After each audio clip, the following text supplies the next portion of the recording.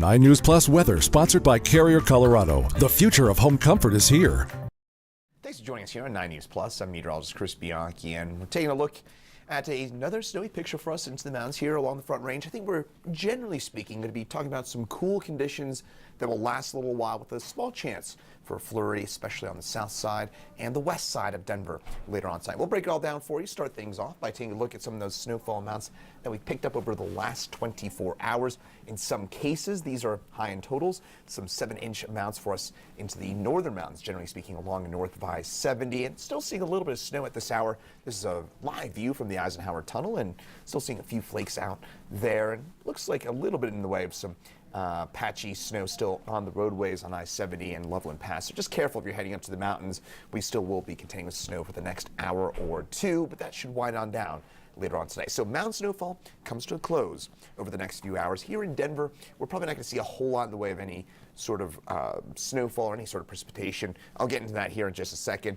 But the story, I think, for us here in Denver throughout much of the state, big cool down. Temperatures statewide about 20 degrees cooler than this time yesterday. And it's going to stay pretty quiet through the weekend for most of the state. The next storm system will be early next week. Still got a winter weather advisory for the next 57 minutes or so for us and to the Elkhead Park, as well as Flat Top Mountains in northwest Colorado. 4 to 8 inches of snow along Highway 40 and Rabbit Ears Pass. As you can tell, HD Doppler radar not as busy as it was, say, 6-7 hours ago. We were seeing some pretty heavy snowfall across the mountains. That is mostly coming to a close. But something to watch for later on tonight is we do get a little bit, watch the Denver area and on north into Fort Collins. So today, I think for us in the Denver area, mostly sunny skies, a few patchy clouds, especially towards the end of the afternoon. But watch as we get later on into the evening. We'll see some cloud cover develop for us along the Front Range after dark tonight. And that could lead to a couple stray flurries for us into the foothills as well as the Palmer Divide. Wouldn't be too stunned if we end up seeing a dusting of snow, maybe even a slushy inch of snow in a few areas, very, very few. But if I'm talking about maybe on up by Castle Rock, don't be surprised if you get a little dusting of snow in your car tonight, or I don't know, south of Morrison, something like that. Aspen Park, we see a little bit in the way of some light snow, and again, a dusting in those areas, and perhaps an inch in maybe 1 or 2 very isolated cases. So for most of us, again, I think it's a mainly dry picture, but a few of us do see a few snow showers later on tonight. Temperatures right now, 20s and 30s for us into the mountains, and 40s for us on the eastern plains. 51 for friends down in Pueblo and the Steel City, and Sterling, the cold spot on the eastern plains, at 36. Now yesterday, fascinating dynamic. You might remember that this time yesterday, we were talking about in the Denver area of this huge temperature differential. Well, right now, temperature is about 5 degrees warmer than this time yesterday at DIA, but at Centennial Airport, about 20 degrees cooler than this time yesterday. And the reason was we had this cold front parked right over the middle of the city. So if you were along north of I-70, your temperatures probably didn't get out of the 30s or the 40s yesterday. But look at this, Centennial Airport, which is about 20 miles away from DIA, you got to 76. So that is a 27-degree differential at about 20 miles, 25 miles or so between DIA and the Arapahoe County Centennial Airport yesterday, where again, there was a cold front that was parked right over the kind of central south side of the city, kind of over the Glendale area. That's where the front mostly sat during the day yesterday, and that meant the north side of the city again was pretty cold. It didn't get out of the 30s and 40s. I can tell you here, Spear and Logan, downtown Denver, we did not get out of the 40s here either. And then in the Centennial Airport, nearly 80 degrees. I mean, just stunning, and makes forecasting a bit of a challenge here. No doubt about that, but that was the case yesterday. Today, everybody on the cold side.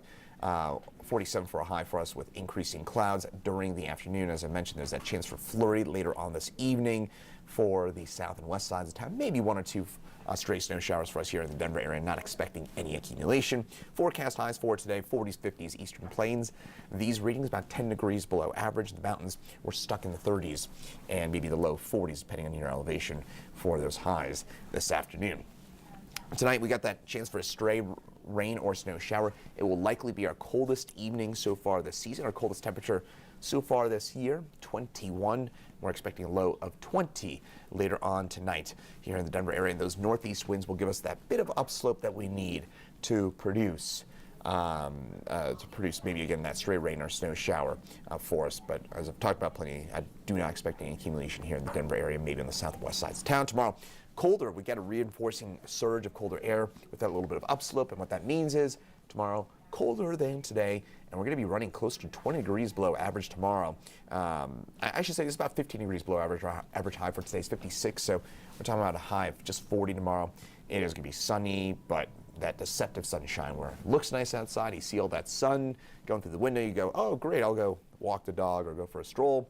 And then you step outside, you go, oops, forgot the jacket. That kind of weather for our day tomorrow, if you know what I'm talking about. 20s, 30s mountains, 40s for us on the eastern plains. A few spots may not get out of the 30s for a day tomorrow. Wouldn't be too surprised if you're in Denver, we don't get out of the 30s either. It's going to be a chilly day, no doubt about it. Now, as we head through the weekend, as I mentioned, pretty quiet weather. We do rebound those temperatures into the upper 40s, low 50s for the upcoming weekend. That's pretty close to average, but still a bit below the seasonal norm.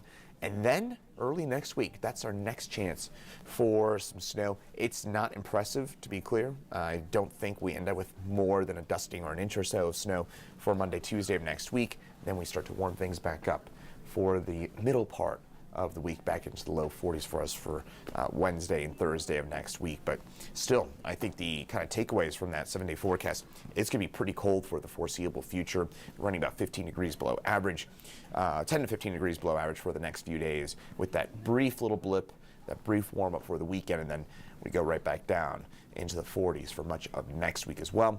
And then for us here in the Denver area, two very slight chances for snow, or minor chances for snow. One tonight, southwest sides of town could get a flurry. And then as we get into the early part of next week, we do have some snow showers around, but it doesn't look all that impressive. We might get a dusting or an inch or so of snow Monday night, Tuesday morning. Looks to be the main time window for any snow there. And the mountains, any snow that you're seeing right now, that should come to a close in the next 2 to 3 hours or so. And then it looks pretty quiet through the upcoming weekend and into the early part of next week. Hopefully that answers all of your questions. We'll have another update coming up for you at 9 News at noon. And then Chief Meteorologist Kathy Sabin's in at 4 and 5 tonight. And then Meteorologist Lauren Robinson's in at 6, 9, and 10 tonight on the 9 News family of networks. Once again, I'm Meteorologist Chris Bianchi. Thanks for joining us here on 9 News Plus, and have a great rest of your Thursday.